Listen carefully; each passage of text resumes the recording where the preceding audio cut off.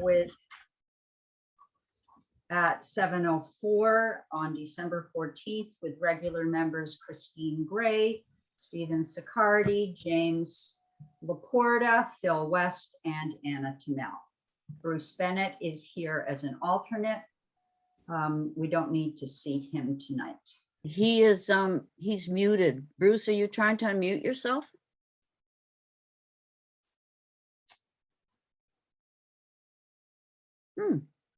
Maybe he stepped out for a sec. There he goes. Am I there now?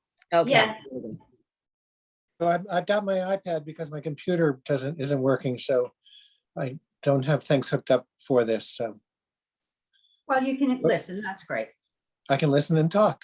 Yeah. You just can't see me. The two main things. All right, we have our regular zoning meeting. The zoning applications were listed at the back of the agenda. Is there anything you want to say about any of those, Karen? They're pretty elementary. The one surprise is that there is one zoning permit that's as a result of a variance, which was the first meeting of the Zoning Board of Appeals in 4 years. And then the variance was granted on a technicality because the assessor's map and all the mapping on file had it in a different zone. It was really an R1 zone as opposed to an R3 zone. So the setback was only 25 feet as opposed to 40. And that came to light when I did some research on the abutting neighbors and found out that there was an inconsistency in all the mapping on file. So it's on. Will that be corrected now? Yeah, I'm going to be talking to the assessor about it. And interestingly enough, the person across the way at 3 Hart Hill Road called this afternoon about a swimming pool. So we had a long talk about the fact that her property is in the wrong zone as well. Yes. Okay. We're going to next approve the minutes from November 9th. Anybody want to make a motion to approve, after which we can have discussion? I motion to approve the minutes from our last meeting. Thanks, Christine. Who's going to second it? Second. James? And any discussion? Okay, then Madam Chair, I just see that Keith is entering so we via can wait. that phone call. Okay. Yeah.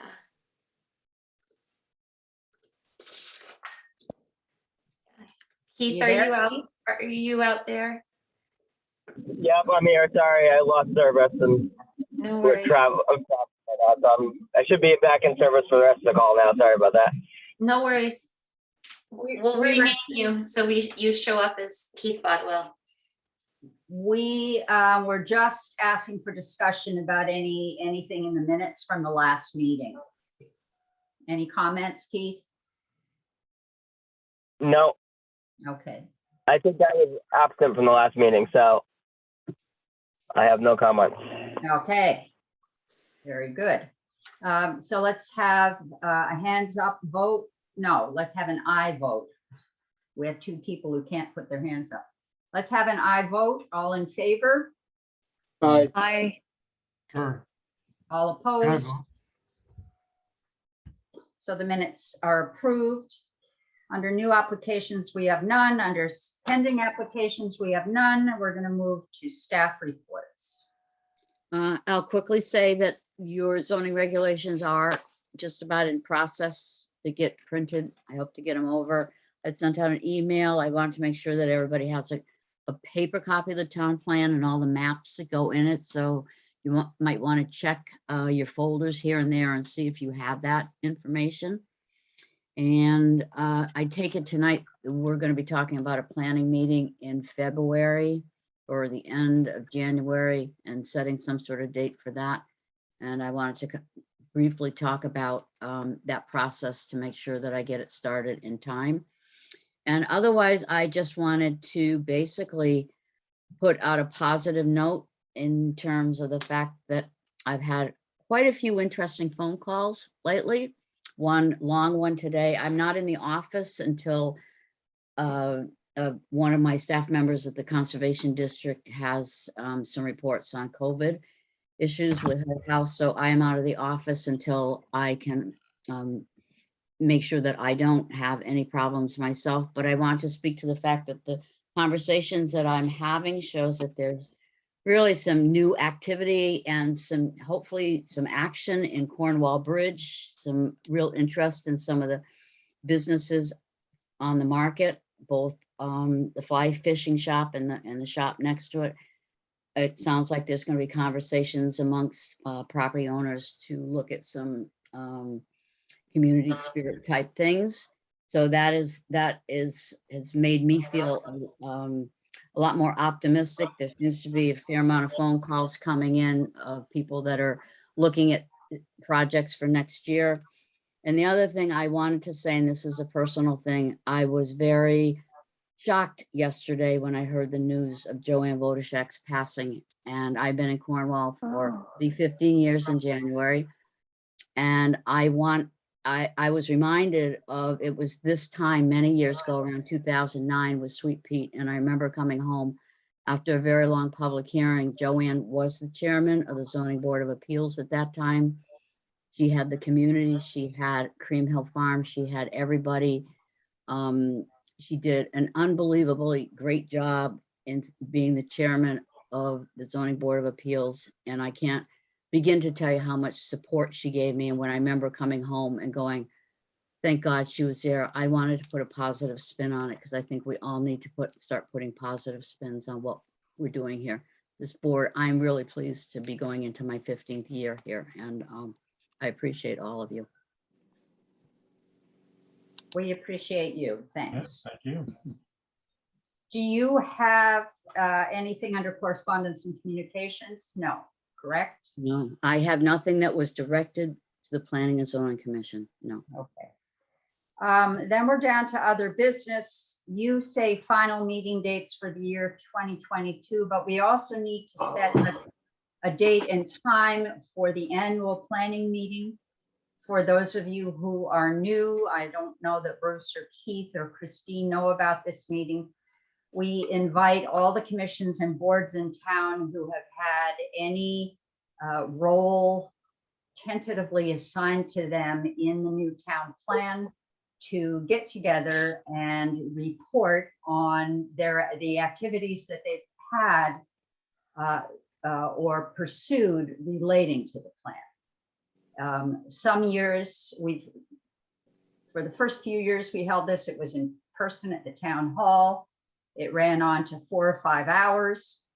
I'm hoping this year that through the letter we're going to send to the chair people of the boards and commissions, that they can refrain from reporting on every activity they've ever had and limit themselves to what's pertinent for our town plan. But it's a great opportunity to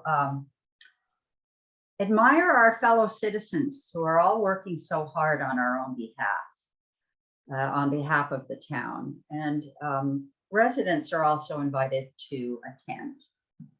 So when, Gordon, I think it's important that you chime in on this. My own schedule is wide open. Shall we start first by discussing if an evening meeting or a Saturday morning meeting is most appropriate?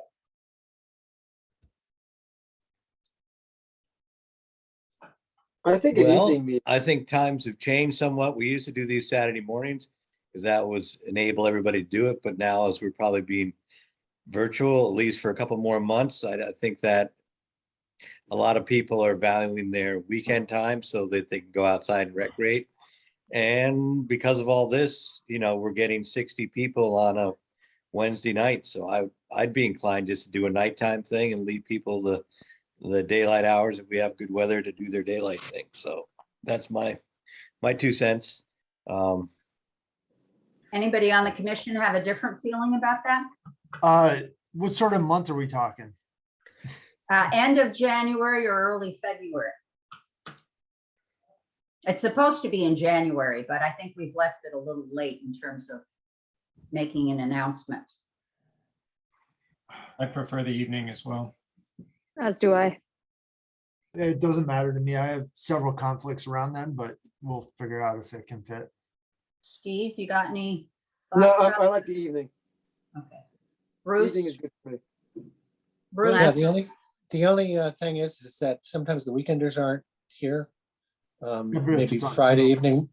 evening, might be the best evening That to makes do it sense. if they want to I- participate. I actually think And Friday today- evening would be worse because they might be driving up from the city and not be able to join from Zoom from either New York or here. Exactly. So I think a different day than Friday would be better. Not Friday, not Sunday, probably. Makes sense. Yep. Our lives have changed drastically with Zoom. Well, let's, I think you can still do it in January because the Chronicle's gonna meet. It hasn't gone out to press yet. If that's usually the break all thing, and I've got to Yeah. actually meet with somebody about that this week. So if you set a time, then I could Good. pop that in there. all right, I'd push for January just because we get into budget meetings and stuff in February, and that jams up the civic Zoom calendar in its own way. well, I think, a Tuesday is out because there are so many regular meetings on Tuesdays. What about a Wednesday or Thursday? I'm looking at the 26th and the 27th. Last year was on a Thursday. I remember that. It seemed like Thursday was the better Yeah, night. that night is, the Wednesday is the fire department monthly meeting. So that Thursday, I don't think anything's meeting. I think, Okay, hopefully, maybe. Fire department's every Wednesday, isn't it, Gordon? Yeah, but that's the monthly meeting. I'm just last- saying. so. Every day. Anybody object to Thursday, January 27th? I just have a Yeah. question, if you would be expecting my presence, because I do have a pre-existing conflict on that date. I wouldn't expect you to be there. Okay, No, you I wouldn't can have to tune be. in, hopefully to at least listen to the recording. Okay, that's fine. Can you share that stellar document that we had last year's meeting? Yeah, it's in your email. That's Okay. your property. Do what you wish Okay. with it. If you remember, Janelle did a PowerPoint with all of the goals in the plan up with great graphics and photographs, and I was very impressed as I watched the video. Oh, I'd forgotten all about that. You can That was- reuse it. I that can was- adapt it. Yeah. That was Janelle, believe me, it was not you or I, Anna, that did that. Well, but if she gives us the presentation, we can figure it out. Of I course. think that's a good idea. Didn't we do like short segments last year? Like there were pre-recorded, some of them Yes, put together? yes. I don't remember anybody. I don't recall pre-recordings, to be Okay. honest. Yeah, it was I pretty can't, much. it's vague. I Yeah. think we're thinking about something else. We have some letters that come in as opposed to someone being able to present. So we get correspondence that that was can it. go up on the website or be read into the record. I think the Cornwall Conservation Trust might have done that last year. And I think Trinity Retreat Center did that last year. There's several pieces of correspondence, and Maggie Cooley had sent one in and then it was read into the record. Yeah. Maggie never likes to speak out loud if she can help it. Hmm. Okay, so Thursday, January 27th, it is 7 PM, okay with everybody? Yep. All right. And Karen, you and I will put our heads together about a letter to go out to everybody, okay? Okay. Yep. All right. Now, what about final meeting dates for the year 2022? I sent you the list. I've already given it to Vera, Deneen. There was no Fine. conflicts in terms of holidays or what have you. So the list that I sent you on Saturday is consistently the second Tuesday of every month. Okay. I haven't actually seen the list, but that makes perfect sense to me. Yeah. So that's fine. Any other business? Then we'll move on to our plan. Yep. James? A comment, might it be possible for all future communications, and I know it's I was hoping to have maybe one email coming from Karen, and this isn't so relevant for this meeting, but it's come up in the past where we're trying to just find the appropriate emails for the stuff that we're going to talk about at that meeting. Mhm. And I was wondering if we could have a general policy where we get one email from Karen so many days before the meeting, and that's got the agenda and any stuff that's associated with it. So if one of us or Ann, I know sometimes you will put out some additional information, if that can still go through Karen and then come to us. I understand what you're saying. A lot of the emails are spread out. Then you can't find them again when you Yeah. want to Yep. get ready for the meeting. And I had promised myself months ago that I would start doing what you just asked. I would assemble all the documents pertinent for a given meeting and send them out the day of. Now, I can either renew my vow and try to do a good job, or we can dump it on Karen, but I don't know, Karen, you have a lot on your plate already.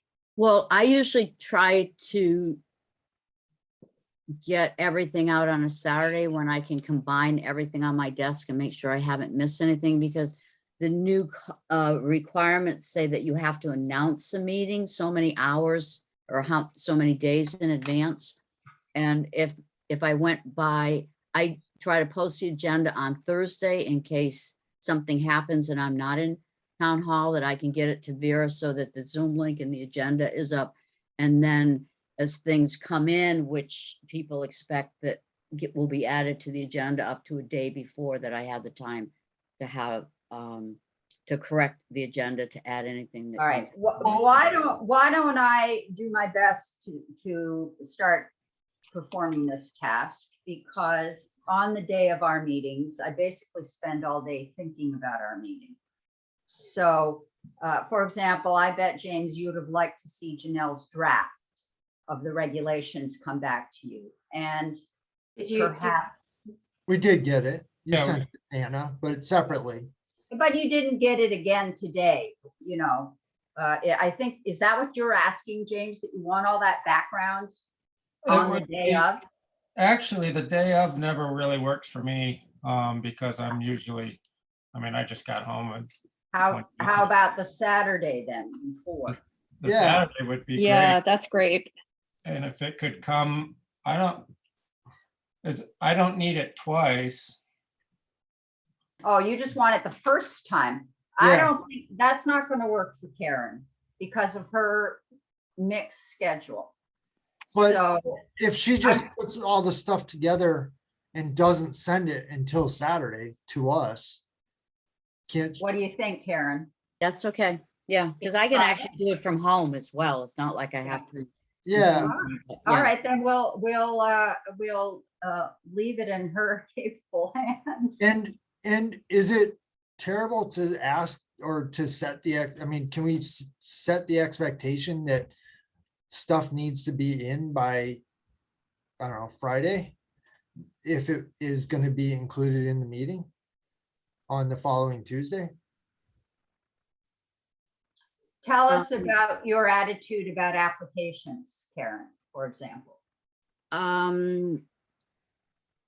Applications, almost everything comes in at the absolute last minute, which means that oftentimes Saturday I'm getting the rest of whether it's public comment or whatever in. I think people don't plan that far ahead in advance, except they do expect that they can see it on the website, no matter when they send it. So Saturday is the way, just so you know, you have to scan documents in because some come in bits and pieces. I get it. So Saturday's a quiet time that I don't have to worry about other people being in town hall or taking time away from, Vera's use of the town hall office and the big scanner. Yeah. Yep. So Gordon, I actually have a question for you on this too. Does the town have any sort of online document repository, like saved document repository? Google Drive, Dropbox, anything like that, that the documents for a meeting could be put into? Do you know? Well- Not that I know of. I think But- it's up to each commission to try to run Yeah, their document show. Because it would be great if like, I mean, in my world, it's Google Drive, but if there was a Google Drive folder for each meeting and the documents just got dropped in that folder. I love it. And it was a shared folder, then everybody could just go to that Google Drive shared folder and see all the documents for that meeting whenever they come in. Yeah. Yeah, that'd be nice. The link would be in there and all sorts of stuff. We'll, we can create that. I can help with that. okay, but just remember that what goes into the Google Drive document has to be on file in the land use office, so you can't. be Oh, I get accessed. it. No, I get it. You would need to put it in. But if I got you set up so you could drop it into that Google Drive folder, and then it was shared among the commission members so they could see what was in there.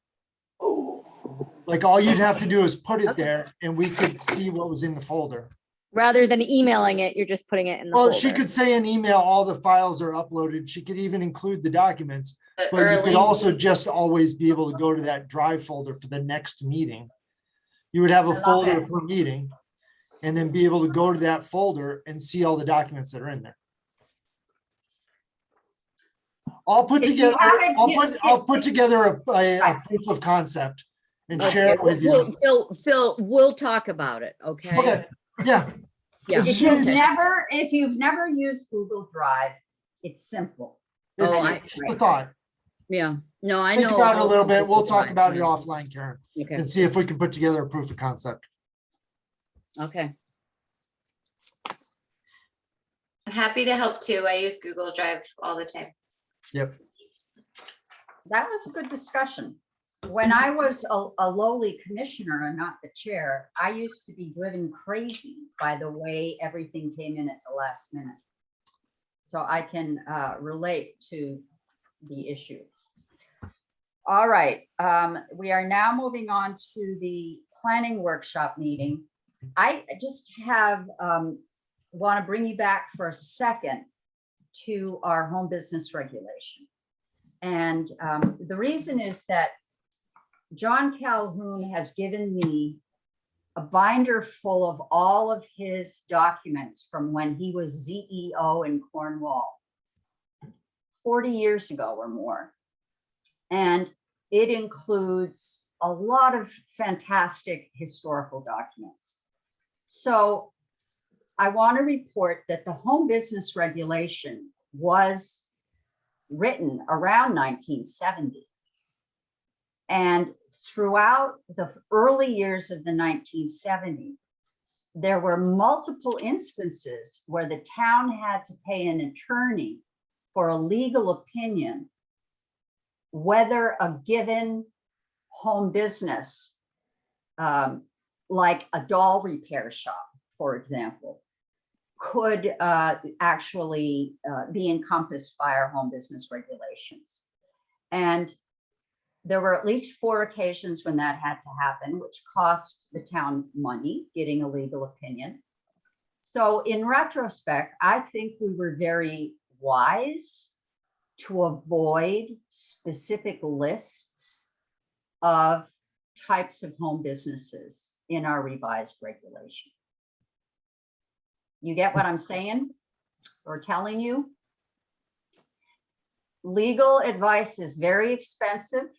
I don't think any of you have been told yet what the Zinsser appeal cost the town, but I think you should all know that it cost, and Gordon, you correct me if I'm wrong, what? It cost the town $13,000. And we did not even make it to court. So the fewer legal, the less legal advice that we have to ask after the fact, the better. And for that reason, I'm ecstatic about to share Janelle's changes so far in our reformatting, because things are getting clearer by the minute. Carry on. Great. So I'll go ahead and just pull up. Everyone's received this document. Is my understanding? Yes, Okay, fantastic. So we'll just take it from the top. I know we've talked about what we were going to do multiple times, and it's nice to finally get to do what we're going to do. Because I think when you see it, you can actually get a sense of where it's headed. I have yet to put in links, as we've discussed, linking if I'm making reference to another section, what I envision, which I've yet to do because things change, and they'll continue to change. But I will, when we refer to a different article or a different section in the regulation, once this is a PDF that's at a point that we're getting comfortable with, I will certainly put those links in. So that will add to the functionability of this document over time.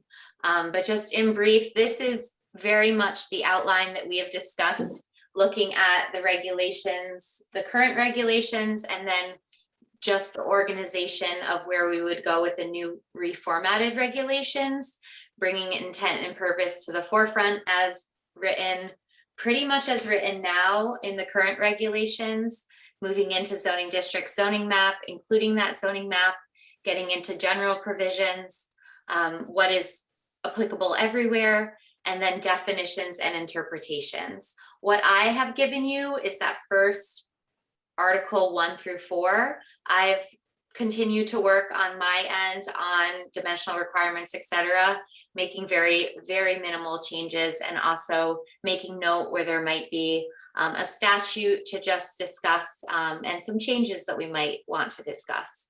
So that is just table of contents first and foremost in the doc. I can change any formatting as we get to know this document. The pictures are placeholders. They're pictures I've just like taken from living in town. So we can certainly swap them out, get other photographers, get other artists, etc. So just, I am very open to changing anything about the visuals around this draft. So we start off, we've talked a lot about Article 1, intent and purpose. It's so basically, due to state statute, Chapter 124, which is enabling for local control of zoning, local control of zoning regulations. It's the parameters in which the zoning regulations can govern the land use in town. I've pretty much kept it word for word from what we see in the existing regulations.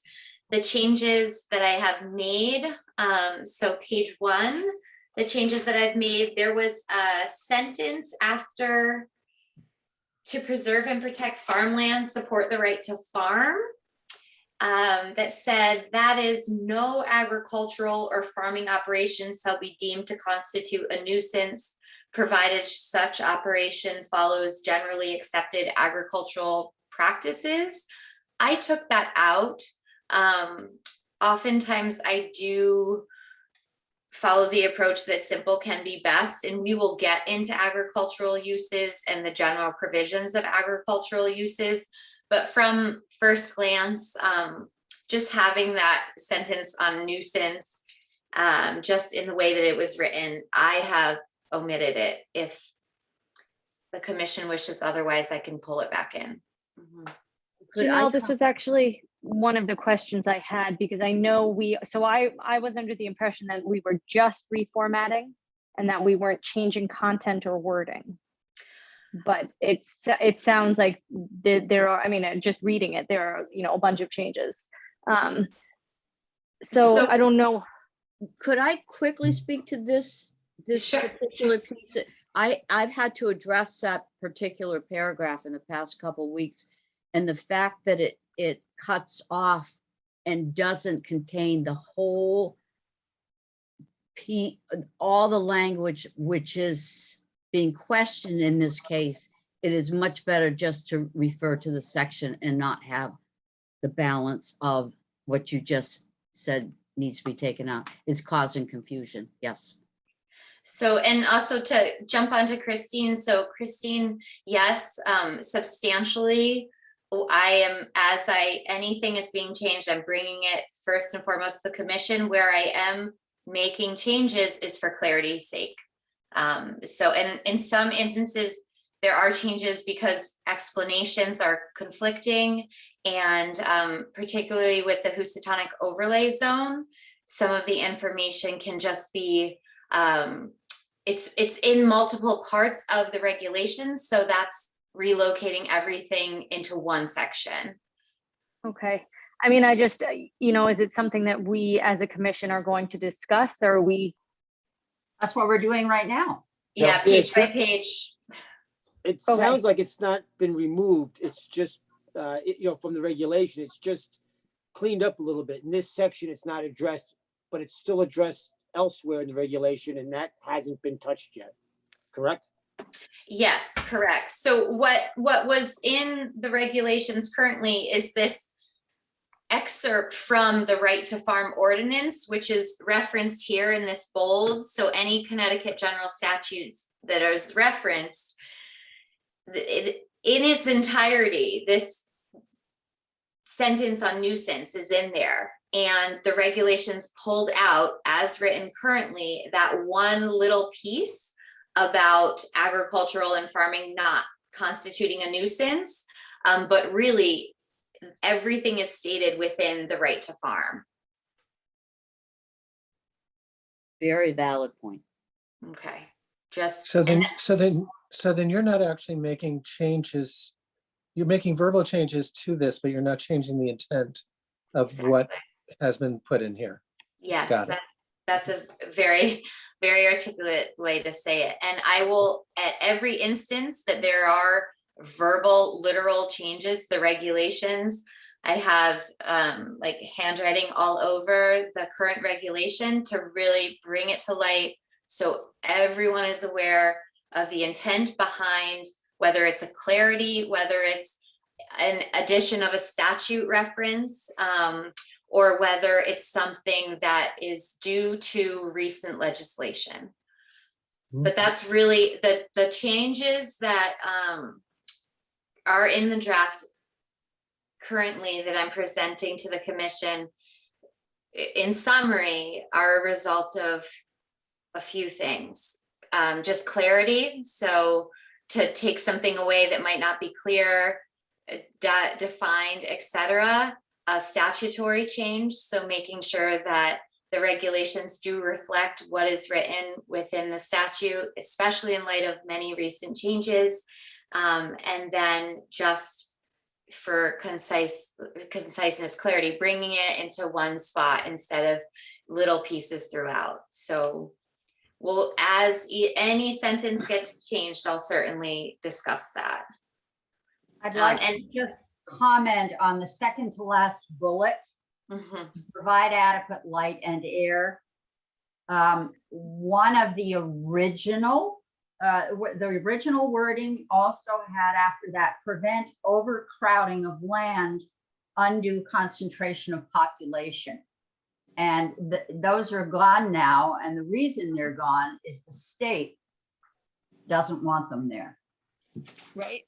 I remember that. I guess, the question is there a difference between traffic congestion and congestion in the streets?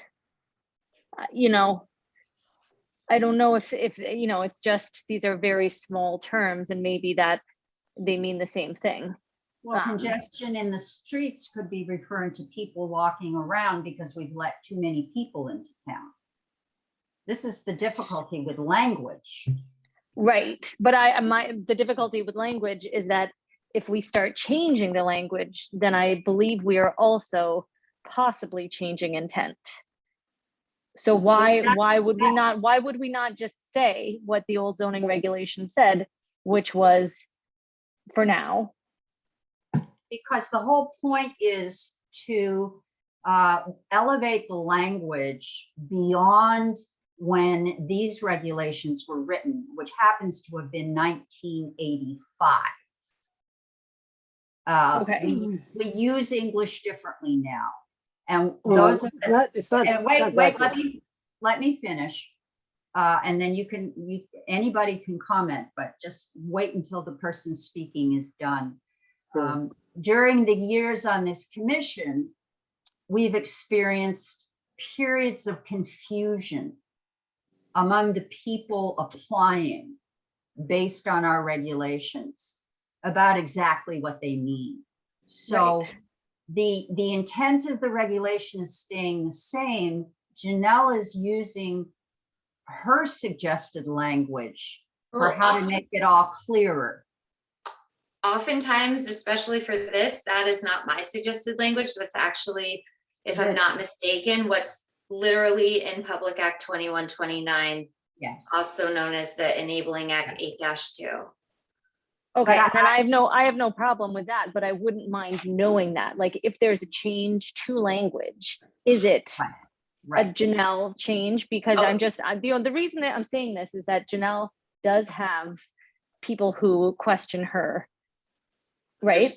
And so if she's making changes that are not actually discussed or agreed upon by the commission, are they going to be problematic for the public, I So guess? here's the thing, that this draft has been through multiple revisions by Janelle already. And I asked her to highlight in blue the things that were new. But Okay. as I read through the old regulations and compared them, I found some things that weren't highlighted. And I am going to bring up each one of them. As will I, because I have the regs as written with all highlights wherever anything is changed with notes regarding the explanation. No, Okay. I'm good with that. I just go on Christina's note though, anything that was removed, we should probably know, because we're gonna have to, all of us are gonna have to defend this document and explain it. So, and I like Janelle's format as far as the three things that constituted a change. Just needing the whole thing up and some clarity. That's all great. The big one that I think we're going to really have to defend is the state statutes and how they've changed. And now, whether we like it or not, we have to conform to these. So I think we all need to be, really on top of that, because this is really not our doing. This is something that if we don't do it, they're going to do it for us, or we're going to put ourselves in a bind. So regardless of our personal feelings on these changes, I don't think we have too much of a choice. Am I wrong in my thoughts? No, Janelle? you're not. You're not wrong in your thoughts. No. And as you read through them, you will see that Janelle has referenced the statute, a statute, every time it is the reason for a statement. Yeah, because I don't want to put, how do I word this delicately? I am not taking liberty to make many changes at this point in the regulations as far as what's in there. Like, that's going to be discussions for the commission, weighing the pros and cons, that decision commission-wide. I'm here to assist with cleaning up the document to the level that you want it to be. And definitely don't, just given, some resistance to anything that's coming from me as the author, etc. I've been very sensitive to that and just making sure that we're doing statutory changes, clarity changes. Yeah. No, and I think you're on board. I think everything's fine. I think the burden really needs to fall on our shoulders as commissioners. Very well, yeah. I mean, all the time, this would be, in essence, a commission petition zoning amendment. So that's commission petitioned. So that's like this is yours. This is not mine. So Janelle, an earlier version of your work included the language that you plan to admit, and I think you had it in paragraphs within parentheses. Could you, when you next do your next piece, include the omitted language and mark it in some way that makes it easy for us to see? Strike through would be great too, or something. Yeah, I can. It will get burdensome when it comes to some of the work. There will be a lot of strike throughs, and that caused a problem a while ago. It's essentially me. So provided I don't do the design work in Word, I use different design tools for what I produce as far as these documents go.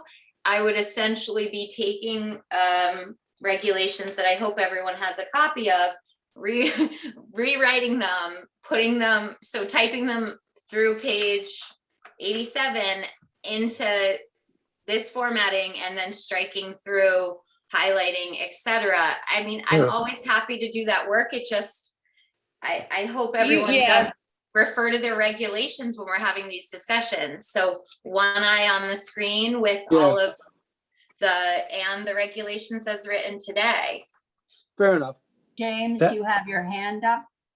Yeah, that's the only thing, if we're gonna go through it this way, which I think we should, I've got my reg with the page open here to try to look and double check. I think at one point we had talked about maybe having them side by side or having the old regs and the new regs so we see what's going on. That might be a little cumbersome on the screen and a little extra work, but I think it is important. I did notice when I quickly read through this before the meeting that there were some changes that weren't in blue, and obviously they're mostly minor and nothing that was glaringly obvious that they maybe are inappropriate or anything. It's just that I think it would be nice to know where they're coming from or what different verbiage is being used for what reason, just so. Which segues, I'm guessing, to Anna. What? Weren't you gonna talk about all the things that weren't highlighted? I so far, there was only the one. Just to James's point, I can certainly, I don't have I can pull them up quickly. My screen is being shared, but I can always split screen so that both docs are side by side. I don't know. It depends on the device everyone is using at home as to how well you can see it or not. Yeah, I have them both up here. I mean, the only change besides the one that we were talking about there, the only other change I see is the fact that we added sewerage into the second paragraph. The Yeah, second one. and I'm taking it upon myself as a consultant, highlighting every single change that's happening within the regulations, because that's me knowing my work to provide to you informationally. So I'm trying to think through the best system for delivery. Look, Karen is about to get our new fresh copies of the regulations in Great. paper format. I'm sitting here with my paper format in front of me and the new stuff on the screen. Yeah, I'm doing the same. That's how I handled it when I was reviewing it before the meeting. I don't think that it would be that hard for all of the commissioners to do the same thing and come prepared to talk about anything that strikes them as being, inappropriate. Fair enough. I agree, Anna. Well, how do you all feel about that? Does that seem reasonable to the rest of you? I'm good. I have the old one up on the screen and I have Janelle's and I have Janelle, so. All right. Well, Wouldn't refer to it as Janelle's, however. Well, I have your copy The on draft, this you have the screen. new draft on the screen. I have your shared screen and I have the draft and I have the reg, so. Bruce, Yeah, I Bruce, can you're not say getting a something. chance to talk because I can't see you and see your face, you and Keith. Do each of you have anything to say? No, I think that what we're talking about, I have the same thing. I have the old regs up on my other computer. I have the new ones that we're watching right now. It works out great. And what was also helpful, of course, was that we got this with enough time to be able to go over it. And I think that really helps to see what has been altered, what has been changed, what has been added or not added. So that as I first started out, I became concerned that maybe there were changes that I didn't think were happening. But as I read it and as I went over it, I became much more confident in the way that it was done and understood the way it was done. So I think this is the way to go. To have Janelle retype all of the old regulations would be insane. Thank you. You could, Janelle, you use Adobe Suite, right? We could create a readable document. Yeah, but to put it in and then put it out and then pages and then it does add quite a bit of redoing something that will ultimately just be relocated. James, you have an idea? Yeah, I don't have a problem with doing it just like we're doing and having a paper copy and going over that. I just would then like to, when we go over the regs, if we could all catch whatever was changed, even if it's a, pretty minor, we tweaked this wording here so that we all see that and discuss what was actually changed. And hopefully that's minimal and we could swing right over it, but I don't want to get caught later on looking at this reg and seeing the new version and having some different definition that we never discussed for a cabin. And all of a sudden, it's like, wait a minute, I thought the old reg had a cabin definition of this and the new reg has just because I have a cabin, I don't know why I'm picking that, but you get the idea. Yeah, Let's just catch all the changes, however they make sure that the commission sees what the changes are, and then we could move forward as a commission and say, however that happens. I'd rather not just roll through the pages and say, here we are, and a couple of the things are blue, but there's other changes that aren't blue that nobody discussed. I think that between us as a group, it's going to work because everybody's doing their homework here. So I feel confident in you all as a team. Keith, I want to give you a last chance to comment. I agree. I think that we're able to look at the regulations while we work and go. I don't think there's any need for Janelle to redo anything, or Okay, we've all got the ability to look at the regs. all righty then. Let's carry on, Janelle. Well, so, I mean, shall we actually take it from the top and start line by line systematically? Is that? Well, I don't think it's necessary. I caught one change and Phil caught another. It's not a very big page. And you had put in blue another addition, which is part of our new state regulation.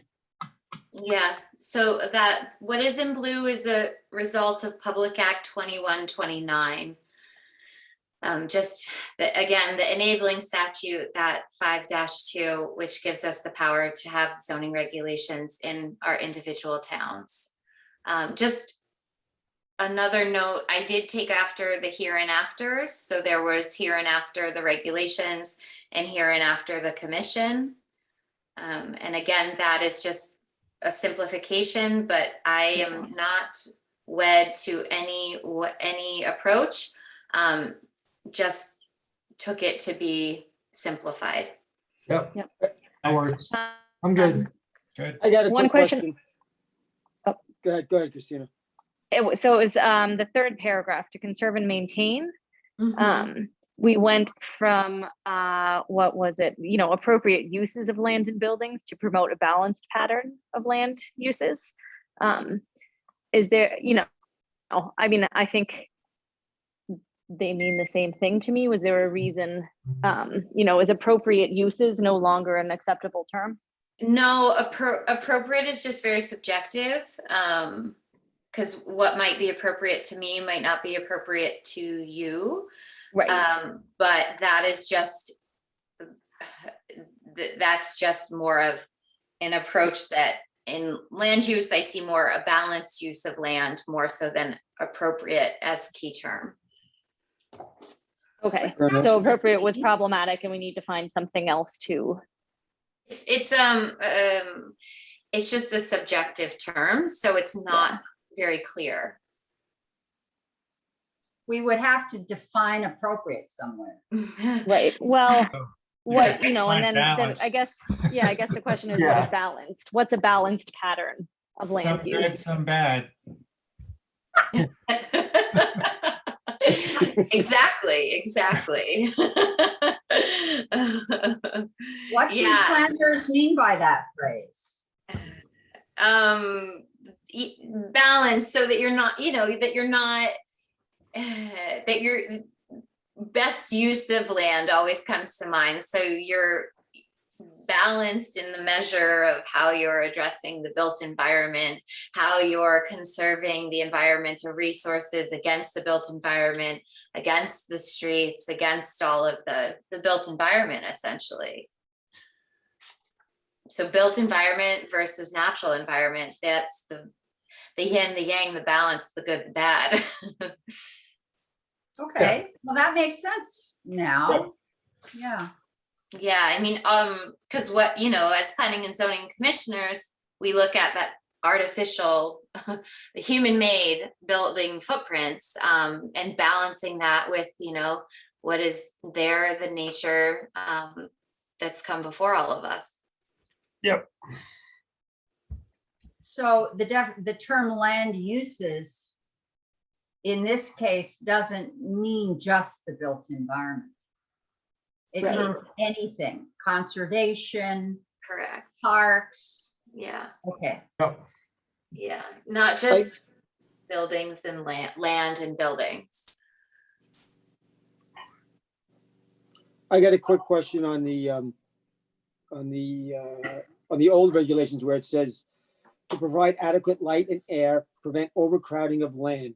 And that we changed, or we got rid of that overcrowding of land to provide adequate light and air, prevent traffic congestion, and prevent and/or mitigate natural hazards such as floods and fires. The overcrowding of land, we're removing that. I'm afraid that we might get questioned on that, like, Isn't do that a we have to state remove thing that? too? Do we have to remove that due to state statute? Yeah, Public Act 2129. That's what I wanted to know. Public Yeah. Act 2129? Yep, that was with the July decision, so just recently. We gotta crowd the state. They struck right through that. well, No, well, it's one of the phrases that is commonly used to exclude the kinds of people we don't want living in town. Yes, but I want to take it off of our shoulders. That was been Yep. removed, not because anyone here in the commission didn't like it or loved it, or regardless. It was because of Public Act 2129. Yeah, Correct. And that's exactly. it. And that's That's our our marching order. We have Fine, I'm good. no say. That's what I think we really need to know. Good. I'm good. Great, thanks, Steve. I mean, overcrowding can also be subjective. Well, whatever it is, it's Yeah. regardless, because we don't Yeah, have any control over it. Are we done with this page? But are we ready? Yeah. Okay, great. So, quick question, as we move into 2.1, Yep, where did 1, 2, 1, 3, et cetera go? that will come.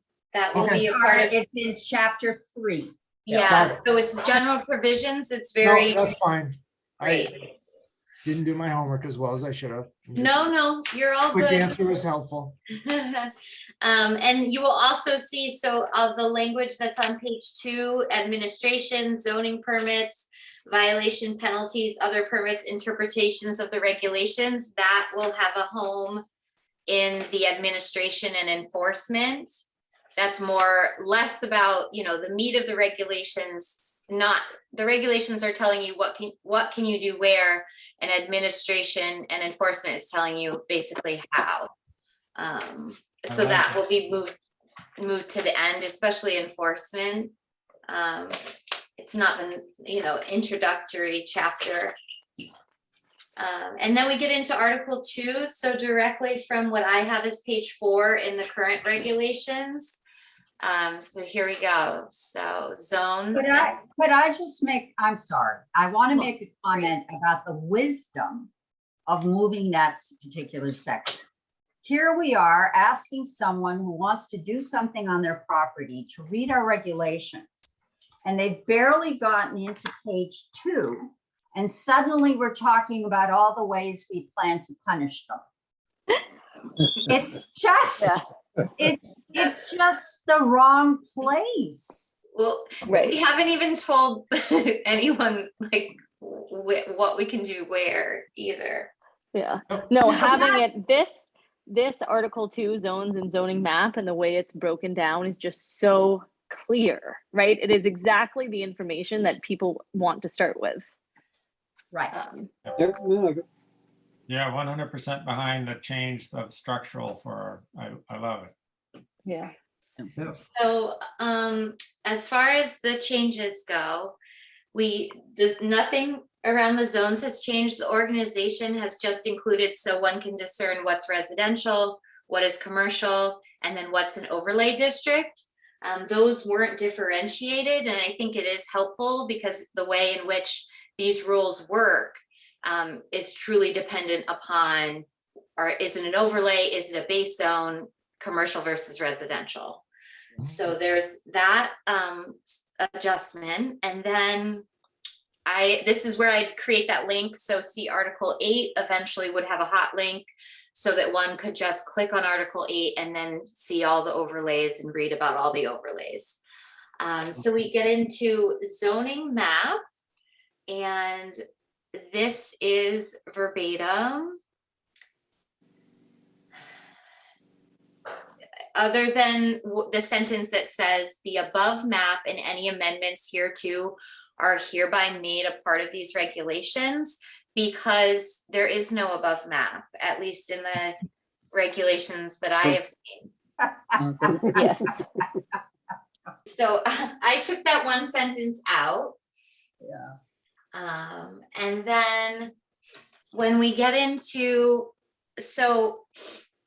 and then the second point 2 of this 2.2.2 on page 4, when in accordance with these regulations, an amendment is made for changes in zone boundary, that I'm actually moving into administration and enforcement, so that when we discuss map amendments versus text amendments, it lives there. Okay. Right. Which one was it? 2. So yeah, so 2.2.2 Yep. zoning map as written right now, it does say when in accordance with these regulations, an amendment is made that changes the zone boundary. Such change shall be made on the zoning map immediately after the amendment has been approved by the commission, with the entry on the zoning map as follows. That's a very technical, prescriptive direction to somebody that's changing a zoning map, less so informative, more so administrative. Right. At What least section was that moving to, Janelle? to the administration and enforcement. So Thank that you. would, yeah, the end, section 11, I believe it is. Well, because it's a directive to the people who are doing the enforcing. Yeah, no, that's good. Yeah. And the commission. Yeah. Right. Yeah. That's our duty to clarify, make things clear at all times. Yeah, and typically in regulations, the zoning map change procedure and the zoning text amendment procedure are within reach, because they are similar in very prescriptive, often very statutory bound way in which one can do that. So that's to be moved and highlighted. And then we get into boundaries of zones. So that's still 2.3. I've added A, B, and C. We have these 0.1, 0.2, 0.3.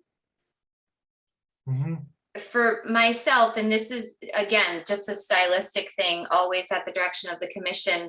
If I'm referring to a regulation, I'm more apt to say 2.3A, B, or C rather than this 2.3.1, I'm good with 0.2, that change. 0.3. I don't like. Yeah, that's great.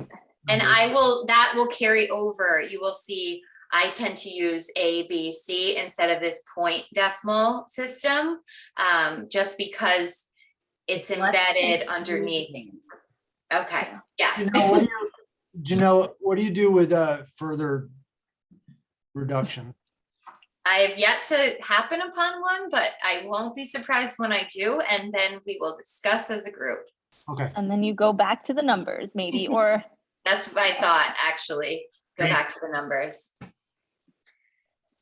So then where there's uncertainty, so this is verbatim as to the boundaries shown on the zoning map, the following rules shall apply. A, zone boundary lines are intended to follow, and I have changed lot lines to property lines. I can change it back, but just in reading it, zone boundary lines are intended to follow lot lines or center lines of streets, rights of way, and water courses. Again, So, and I think I hate to say this is nitpicking. I think the original writing was clearer because we're talking about the center lines of rights of way and water courses, right? No, no. so the center lines of streets, rights of way, and water courses, that's Yeah. verbatim. So that's carried over verbatim.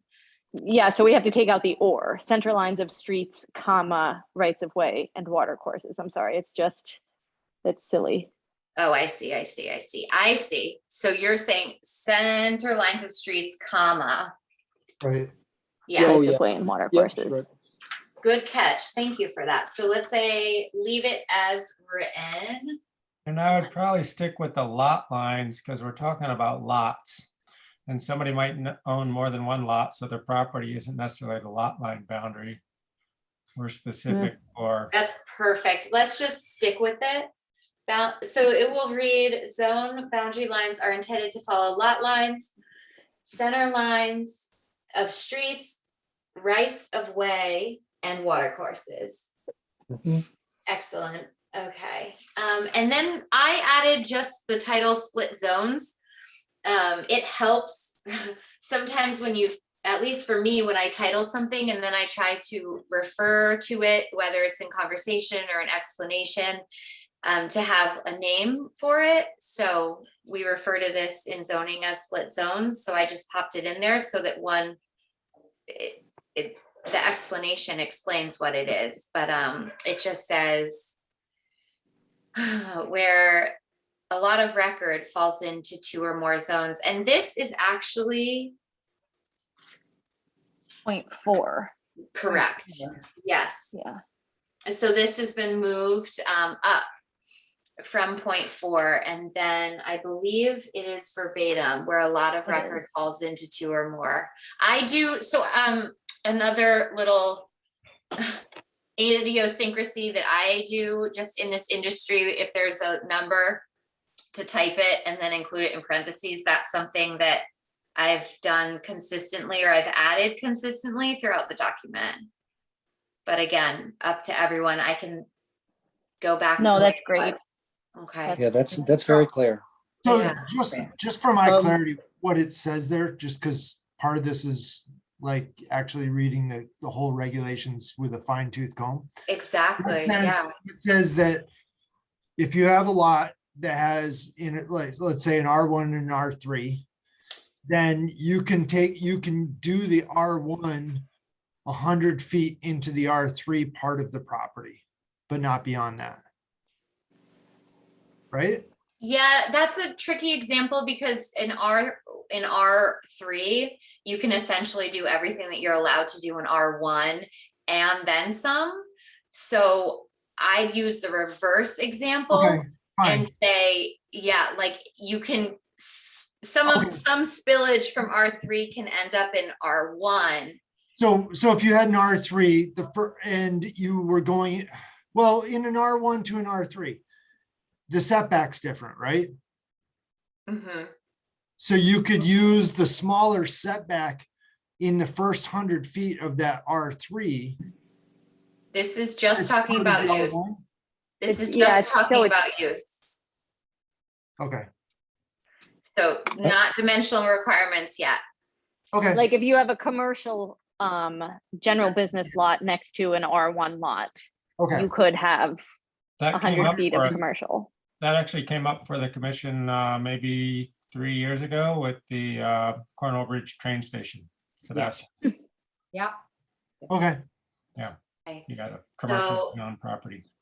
I got a quick comment, Janelle, and Yeah. and James had you changed before, but if we're gonna use property versus lot or lot versus property, Mhm. it should be consistent to the whole document. Yeah. And I'm looking at the old document here, and we jumped from property to lot. We weren't consistent. So, James, I think if Janelle has the whole thing written as lots as opposed to properties, then that's fine. Let her. I think it's okay.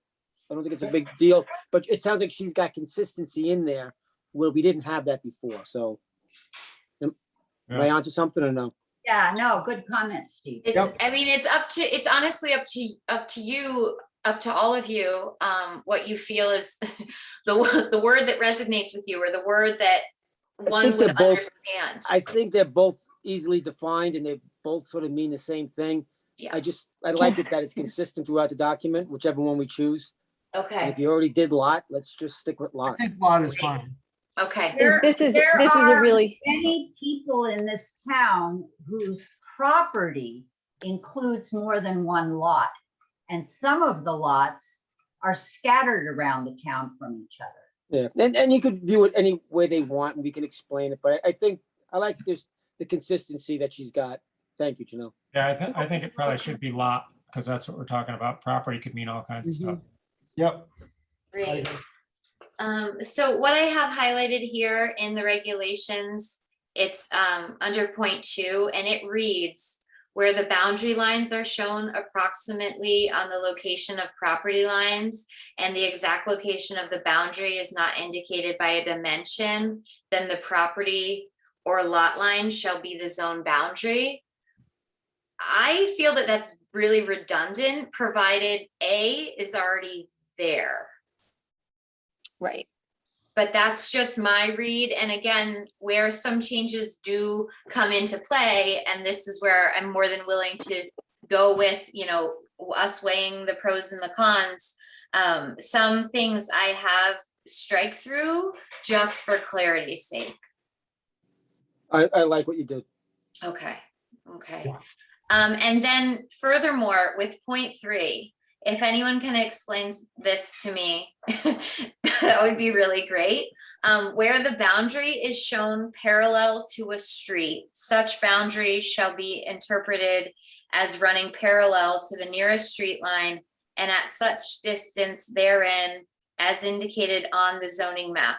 If not indicated, such distance shall be 300 feet in R1 and GB zone and 500 feet in R3 and R5 zone. I have no idea what that means. Do we know what that says? No, No. but we used that rule a few years ago to discuss a permit for a bookstore in Cornwall Bridge. The property line went through the street. Yeah, well, it's not. But we're parallel. here, we're talking about a zone boundary. It's the Okay, boundary that shows parallel to the street. Such a boundary shall be interpreted as running parallel to the nearest street line. That seems very redundant. Yeah, Yep. and at such distance therefrom as indicated on the zoning map. Which is confusing. If not indicated, Because the street line and the street may not actually be parallel to each other, I believe. Say that is again. what- I didn't hear you. So I'm street sorry. line and the street may not actually be parallel to each other. but it's saying where the boundary is shown parallel to the street. That's, With the zone boundary shown parallel to the street, Yeah, yeah, so right? it's where the lot boundary is, to add some words, I think, where the lot boundary is shown parallel to the street. Such boundary shall be interpreted as running parallel to the street. No, it's definitely zone boundary. I think it's kind of explaining how to read the map. Oh, yeah, I you know, think you're right, Christine. if you're looking at it and it's such a zoomed out map. yeah, this is the, so moving on just for, this is the map from HVA. I don't know if the resolution is ideal here. I received a digital copy from them for the purposes of using it for this document. Is Right. it legible on your computer, Janelle? It's not, honestly, it's not at a resolution that I would ever want. So if you like zoom in here, Yeah. it's not at a resolution that I would want to try to interpret a map from. Janelle, can you, It's so funny. I just assumed when you saved the PDF, it compressed the image. So I figured it was like the whatever program so that you could send it out to us. But if your version isn't legible, they need to I'll circle back with them and talk to them about the pixelation and our dimensions and what we want to use. I speak with the map people over at HVA all the time.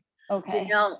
Yeah. Just so you know, the variance that I discussed on Hart Hill Road is exactly that. When you zoom, I went to the big map, Hmm. a huge map, and that's where I could see the 300, 400, because the R1 zone off of Sharon Goshen Turnpike and on the both sides of Hart Hill Road had defined distances, but try and find it on that map. I'm too old to find it. Yeah. No, So, so what is the 300 and 500 feet?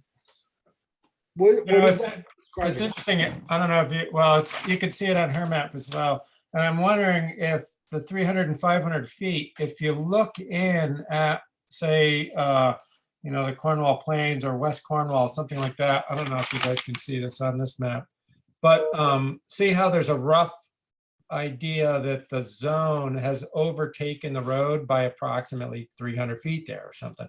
So it's, here's Route 128 or 125, 128. And then the zone is encompassing approximately 300 feet outside of the road. So they're just saying, picking the boundary of the road and adding 300 feet to it. Yep. And it's parallel. It's running Yeah, it's parallel. parallel to the road. So it's they're- 300 feet setback from the road. Yeah. And Okay. that's what they're claiming as the zone boundary, because they don't have a specific lot associated with That's it. They're saying it's 500 feet back from the center line of Route 7 or whatever the road is Okay. in the various So is cases. that the setback? That's so what they're Zone they're set. describing the setback? Not the setback, the zone that you're in. Yeah, not so Oh, much. setback for the zone. Mhm. Not a setback, it's just. You're No. either in Zone an area. R3 or an The R5. zone extends 300 feet from the road. It's how Okay. how you determine that's the line of nominal. zone. They're saying, nominally, unless it's really spelled out, the 300 feet for R1 and GB, Oh. 500 feet for R3 and R5. And I think that's kind of what's reflected when you look at the zoning map. So I think it should probably stay because. Yeah, even though it's same. sort of unclear to us. Yeah. One What I'm- day it might Does be it go in? Does it go as letter B then, and the other ones move down? Yeah, I'm just trying to think so that we are all Where does it clear. go? But we might want to rechange the wording since it took the whole commission like. But this, I mean, figure out. this is why this is such a good exercise, because there's things that I come across. Many of you are probably very aware of what they mean, No. but just taking that view of like, I'm not sure what this means. I think you underestimate yourself. Yeah, I think so too. So I think something like, if not indicated, the zone boundaries shall be for R1 shall extend 300 feet from the road line or road boundary. The nearest. But I Same- personally think we should just leave it as it is, because we do need to move For on, now. but, just find a place Yeah, to for- stick it. Yeah. I have to say, in the past couple years, when the change to the pink house and having to give information to the state, work with the property owners to determine the zone, property lines, location of wells, et cetera, it was a lot of getting big maps out, going to map after map and trying to come up with something reasonable for somebody to try and move forward on a permit. So this usually becomes like a 3-person office between Vera pulling out the assessor's map and zoning map and looking at all of these things and trying to get physical distances based on the properties that are within them. That's exactly what the Hart Hill Road piece was pulling out property. And this will help. This Yeah. would help. So I Yeah. think it needs to stay. I don't think we should try to rewrite it because we barely understand it right now. It should just be, you know where it should go to make sense somewhere, and just stick it there. And then whoever comes up with language that makes it clearer wins a reward of some kind. Yeah. A attaboy. To be And can use determined by less than- me. Use less than 5 thereins and whatevers and wherein so's, yeah, and It's chiming it all through them all. You're not sure where you are. No. Yeah, you know, Karen, I'll take a stab at just some wording to see if then I can understand what I write and send it off to you. And if you were looking at a map, if you could use it to help for the guide. But we have to keep the essence in there. Mm. Okay, so that mystery is solved. That was a big one for me for a long time. And then we get into, so this is an addition, and this is sort of a commission reserves the right piece, because there are times when boundaries are misunderstood. And I just want it to be clear, if that's ever arises as a situation, the Planning and Zoning Commission can request, you know, further information from the applicant to help them around these questions. And I've put it in here because this is where we're discussing tackling some zoning boundary issues. But if this is not the right place, we can certainly move it elsewhere. It's basically saying that if we don't have the right maps, the owner is responsible for providing the maps. Yeah, or providing the information, the research, you know, Yeah. that they can support, you know, whether they're arguing that they're in a specific zone, whether they're not clear, but that the commission reserves that right to ask the applicant for more information about the property or zone in question. Yep, that's good to have in there. And I think calling out an A2 survey, is highly needed, because what has been the problem is surveys of less accuracy. And then all of a sudden that extra 20 feet, which is an access way or something like that, becomes a huge bone of contention. And you don't have this, when you get the newer survey, it's already a huge problem that is hard to resolve. And that's come up a couple times recently. I would imagine that in the intervening 80 years that Cornwall has had zoning regulations, there have been quite a few changes to the science of surveying and survey technology. Yeah. So some of our lots were created a long time ago and had very old surveys, right? Right, Yes. Keith knows. In one case up around the lake, it basically erased a right of way that someone thought they historically had to develop, and going between the map. And it becomes very difficult because I'm not the one that did it. The town did not do it. It happened. And there's no way oftentimes that a person knows it happens, because as higher level maps are filed, it's filed in the land use records, and it's not necessarily of common knowledge to the next door neighbors. Karen, can I ask a question about your issues with, maybe old lot lines? So when someone comes in to do an application and they put in an application for a swimming pool and they have it on that old lot line drawn in at whatever the setback is, depending upon the zone, you have no idea whether that's accurate or not. Are you now requesting A2 surveys in order to be able to make sure that's done correctly, or are we?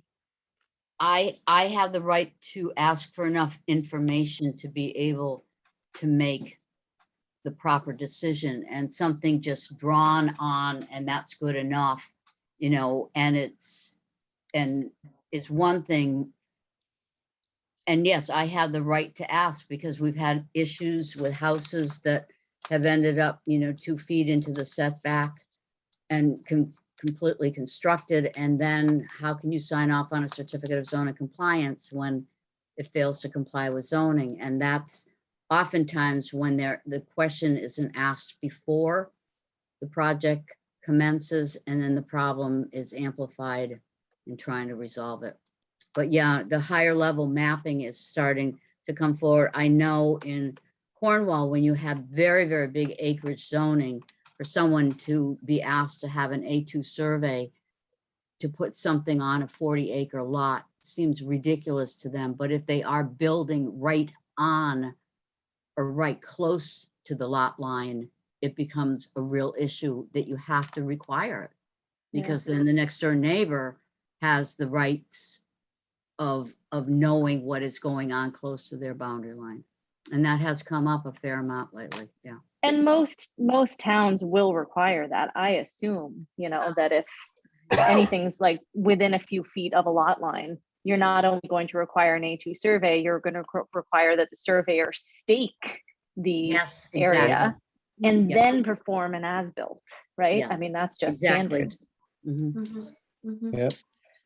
Where C also can come into play is some of the overlay zones. So those are really tricky as far as boundaries go too, because again, they are overlays and they're, an overlay. So you're taking a map that was geo-processed with digitized data of parcels, and then depending upon where you're getting your overlay layer from, is sometimes if somebody's using GIS, it depends on how they're interpreting that.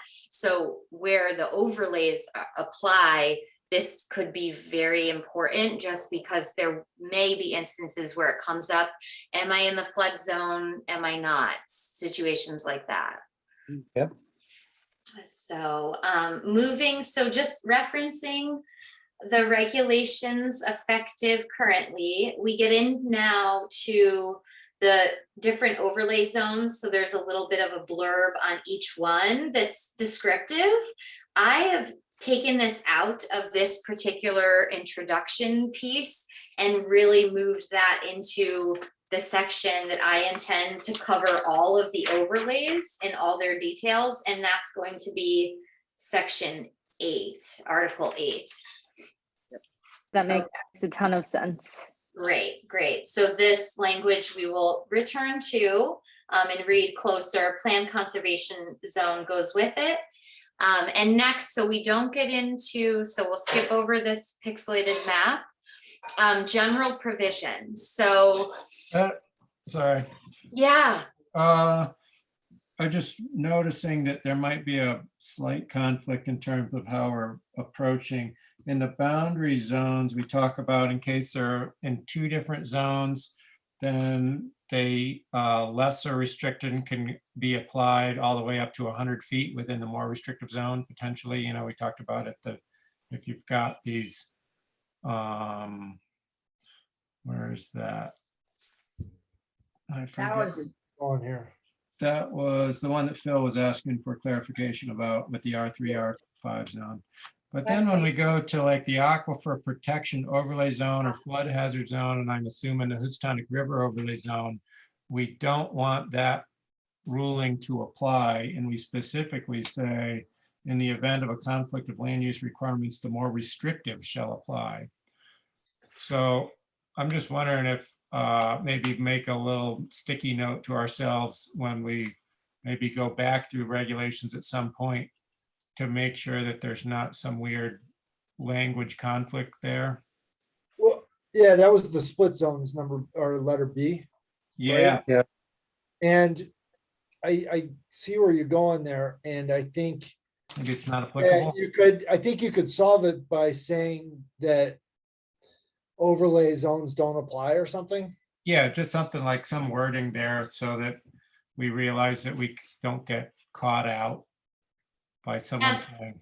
So really nice segue, James, because actually in general provisions, there's the language, and this is pretty boilerplate for zoning. It's sort of a blanket term that in the event of a conflict of land use requirements, the more restrictive will always apply.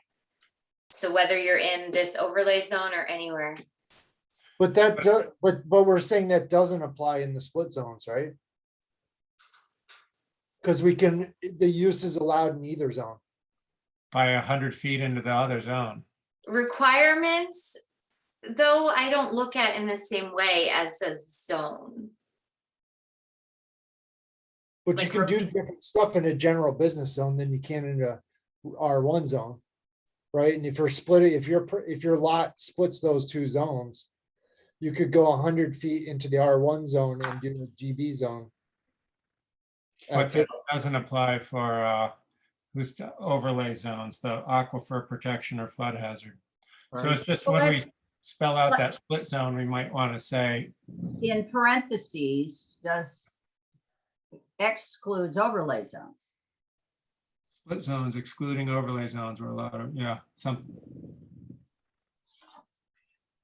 Let's sorry. certain, no, this is a really good thought. So the thing is, split zones, overlay zones. Kind of weird that they call them overlay zones instead of like an overlay area or something. That's the conundrum, right? Because they're not really, Right. you got R3, Yeah. R5. It's not like you got a whole separate zone. It's just an overlay set of protective criteria in a sensitive area. For the most part, yes. That's Can we how- do that? Can we do that in the overlay zone section and define the fact that overlay zones, if more restrictive, trump any other zone? Well, we do say that. Because I think that covers it, right? We just got to call that out if we got to catch it, basically, in case it does come up for us. Or if there's a applicant that says, oh, wait a minute, you're saying one thing here and you're saying something else here. Which one is it? It just might be something that we'd want to review at some point. Yeah, I agree that, like, I could definitely see how somebody who wanted to do something different could interpret that a different way. And by saying in here, since we already say it later, that the more restrictive takes over, that something like this does not apply to the overlay zones, so. which excludes all the overlay zones from this split zone 2-3B.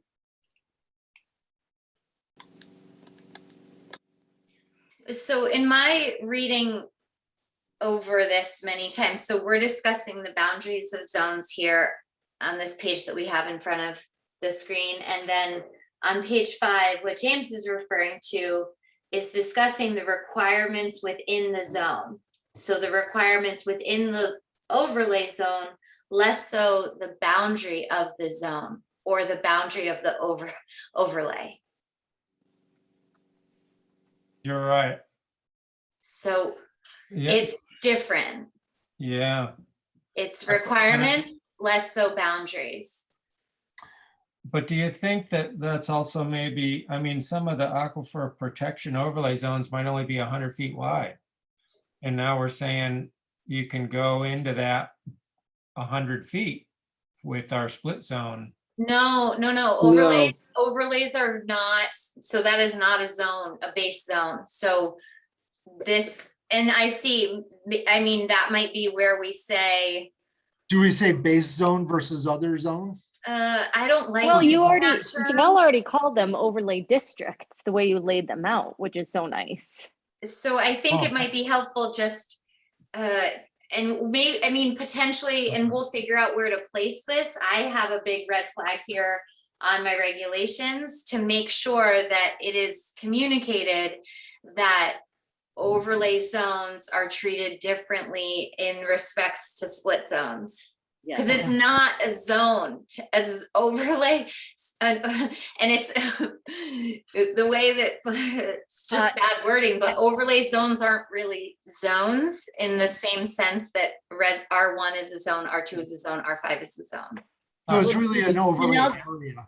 It's an Can't overlay. you, but in looking at that, there's two zones between the aquifer protection and flood hazard zones that are based on huge issues in terms of water quality, water drinking supply, and properties that are built in flood zones, that anything in a flood zone is totally different than a little bit more of a planned conservation zone or a Cornwall plain zone, because they're based on a different kind of land use. You don't put things in flood zone for where you might be able to put it in a different kind of overlay zone. Like even the Housatonic River overlay zone is a combination of floodplain erosive soils, wetlands and whatever, which is directly related to a change in climate and where you can't continue to build. Yeah. Janelle, maybe in the definitions of zoning, you Mm. can just indicate that zoning is not, the word zone is not black and white. There's many different kinds of zones and they don't all fall under the same umbrella. You know, No, here's the concept. R3 and R5 zones may contain within them an area of along the Housatonic River. They may contain other streams and ponds and waters. Those overlay zones float around. They move around the town depending on the lay of the land, what the land is like. That's correct. And they, as James said, they are more restrictive. They create additional restrictions over and above the restrictions of the underlying zone, be it residential or commercial. But not always, because sometimes they ease the restrictions. Cornwall Plains, Plan Conservation being examples. Okay. Janelle, is it possible to not call them overlay zones? Can we call them overlay areas or something, or is it really an overlay zone?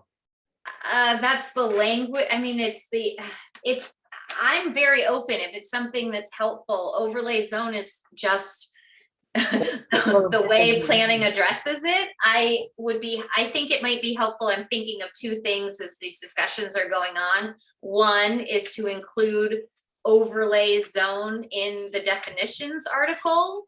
And then Yes.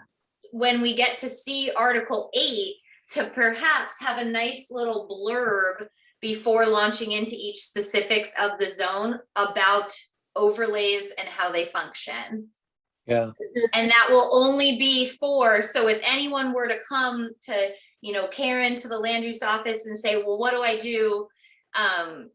If you're in an overlay zone, refer to Article 8, and that will be their starting point. And then all of these sort of complexities can be discussed, and then each of individual zone. And this is really honestly where, when I was looking at just the reformatting, Article 8 is going to be a big one around the language that we're using and what we're repeating and what we're saying, because as you can see, there's a little bit here, and then there's a little bit about each of these overlay zones and other parts of the regulations.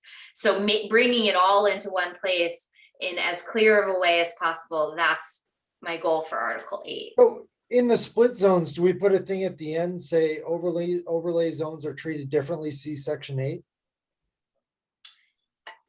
I think if you want, I think it's inherent in C Article 8, but I think we can also put, because it's not, I mean, I read it just, again, knowing that it's not a zone, but. Yeah, but you're not a layperson, you're somebody. But isn't the simple thing the fact that it's on the zoning map and it directs you to go to the zoning map where you find areas, zones, et cetera, because this is addressing zones and a zoning map and these things. If somebody were to look for them, they know that they have to go to the zoning map to start. It might not be the end, but it's a start. I think it's just it's still a little confusing if we have something in here that specifically says that you've got, if a property is within 2 zones, that you can go 100 feet into the part that's not zoned one way and apply the other zoning rules. We don't want that to apply to overlay zones. So I think where this 2.3b, we definitely need to spell out something that's not going to apply in an overlay zone situation, because we cannot afford to have somebody come before the commission and pretend that they've got rules that are gonna provide them to do something 100 feet into an overlay zone. The overlay zone boundaries are spelled out hard and fast. There's not leeways for them. So let's add a bit at the beginning of the paragraph saying what if it just, what if at the end of B, it just reads, this is not applicable in overlay zones, period? Fine. I was going to say in residential and commercial zones, comma, where the boundary is shown parallel to a street. So either way makes it specific. I'm good with, I like it at the end. Fine. And I can say in parentheses, see Article 8 again, and then we can have a hot link in there, bringing the reader to Article 8. So James, I'm so impressed with you. Oh, Picking no. that up. Thank So- you. Well, that's, since we're still on that, you say overlay districts here. Are we gonna call it overlay zones later? I think that's what it's called throughout the industry standards. It's an overlay zone. Well, I'm just wondering if on this page, underneath where it says commercial, it should say overlay zones instead of overlay districts. If that's what we're gonna call them later.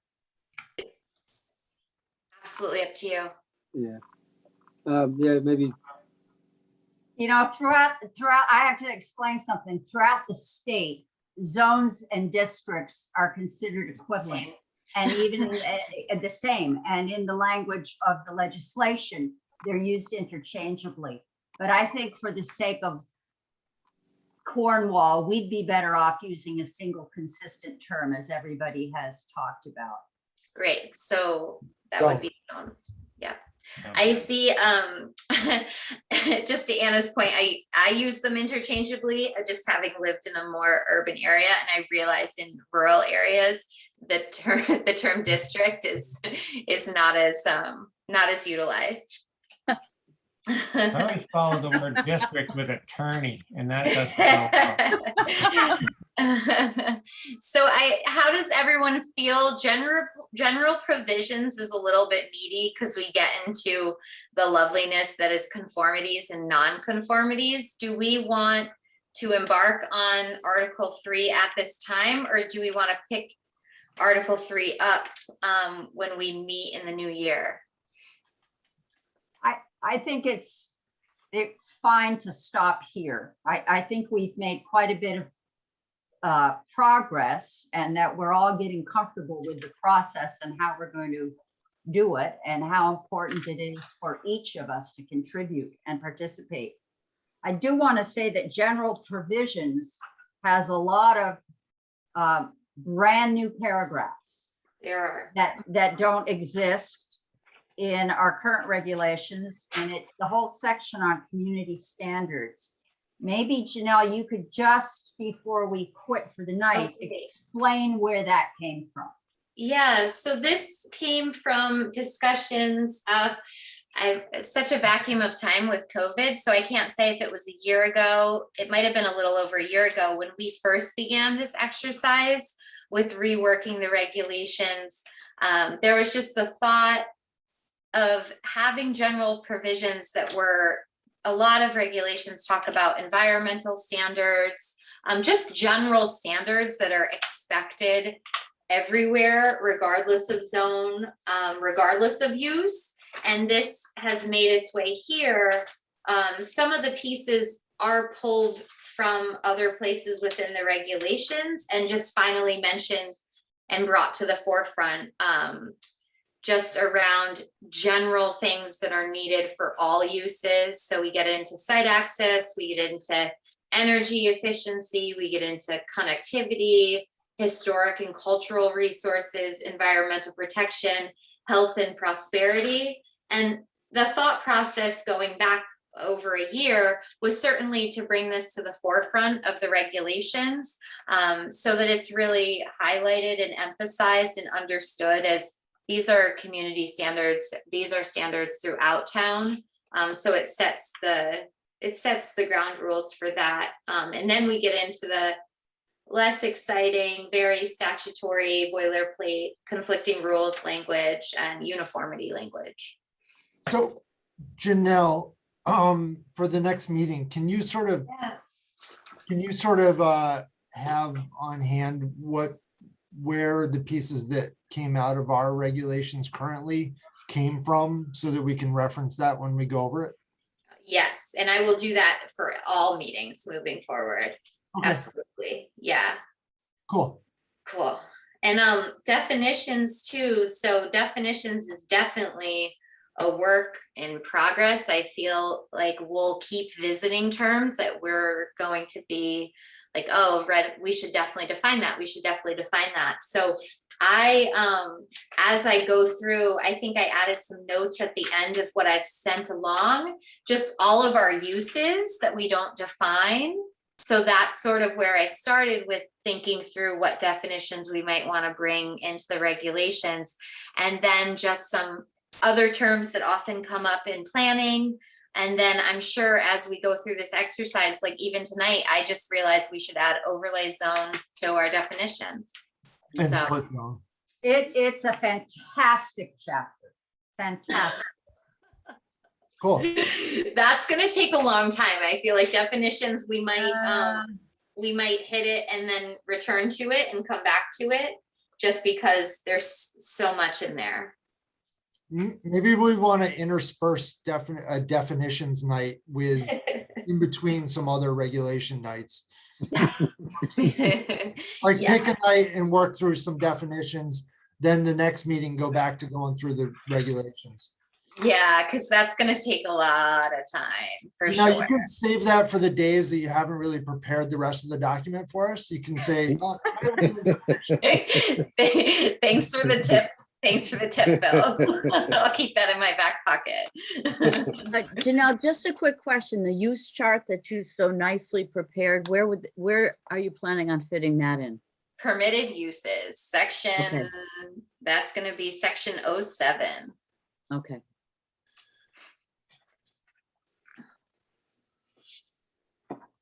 Okay. I will just mention that I think we're already ahead of my projected timeline. I looked at that. Yeah. So that should make you feel good. I think today was really good. Yeah. I think it was good discussion today. And I feel like I know where we're going too. Well, I was struggling just with all of, I have felt like I needed to show everyone, and then we can really dig in, because oftentimes we had a lot of outlines circling around, and I just really wanted to just start to do the work, and then I think it's easier to see it and understand it. I think so too. You did a nice job on setting this up. getting And us I on track. like the pictures. I like the PDF format. It's just great. Thanks. Okay. Janelle, Yeah. question. Which email do you use? Both? No, I'm really glad you're asking that question. So please, for the purposes of the planning consulting work that I perform independently, to use just my janelle.mullen@gmail.com. That's preferred. Yep. Yeah. Always through the chair, of course. No, so I had a thought on the zone boundaries. Can I send that to Janelle? Or do you want me to send it to everybody? I'm going to caution you again, or bring it up again, that sidebar. Uh-oh, we lost her. She Emails was about have to be very- tell you, We have to be very- Phil, you can send it to everybody, but you have to put a disclaimer on there that you don't want responses. Okay, You're Yeah, sending. and it's really information. best to go through the chair or in the land use office, similar to what you're putting into a Dropbox, has to have a home base. yeah. No, it was a suggestion for some verbiage on how to decipher that Yeah, one. I love it. I love it. Do it. It's so, no, yeah, of course. Send it out and we just won't respond. That's fine. Right. Let's not go down that road. We won't be having email type discussions, much as I wish we could. I'll just send it to Karen. I have one last question, Janelle. It shocked me to read that there might be a state statute against planting invasives. No, so there is, and there's more so an invasive list in Connecticut, and they don't allow you to plant them. Yeah, no, that's already existing. Yeah, I Yeah. can speak to that. It's pretty, Bamboo is a big one. yeah. You It's want a 'em? pretty, Well, Oh, there's I'd like lots to of things thank on it. Janelle.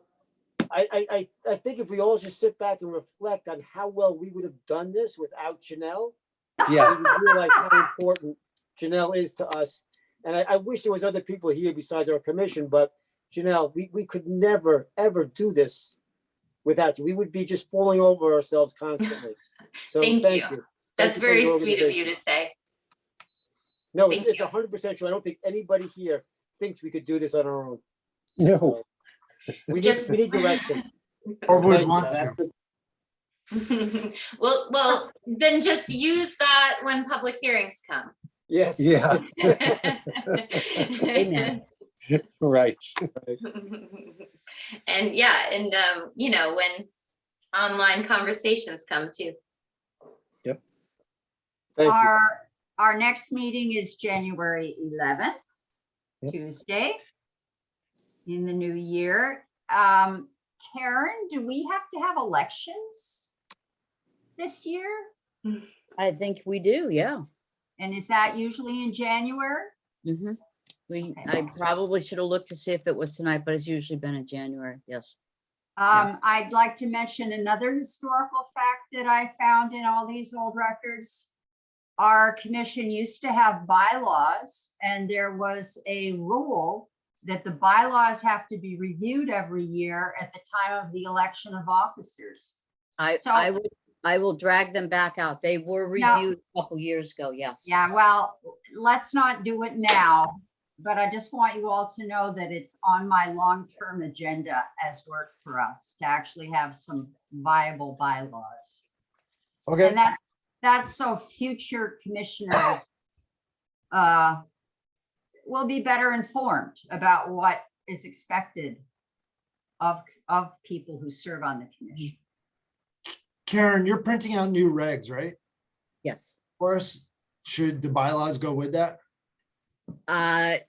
No, No, because the bylaws are in a interesting paper form. I can get them in, but they would probably, I think you probably want to look at them before you put them in. I'm not sure I have the most current copy. I'll talk to Ann about it. Okay. I can't be there in January, all right. but I'll accept whatever you do with me. Well, you may want. So you that may means want- that you're going to be an officer. You're going to be the Yeah. secretary, Phyllis. I don't have to do anything. you may, Okay, well, you don't show up to a meeting where officers are elected. That's how you become an officer. I will accept my fate with pleasure. Oh, you're going to want does to. anybody want to make a motion to adjourn? Sure. I make a motion to adjourn. Second, Richard raised his hand. Who made the motion? Okay. I saw all these hands go up. Phil? And No, who- I didn't raise my hand. who See, did? I did. I made it. Oh, okay, Steve and Christine. okay, They were the ones I saw first. okay. I'll second. Any discussion? I'm Thank learning you. Robert's Rules of Order. Okay, all in favor, leave the meeting. All right. All right, good night. Good night, everybody. Okay. All in favor, Good leave- night. That's a new way of ending a meeting, Anna. Yeah.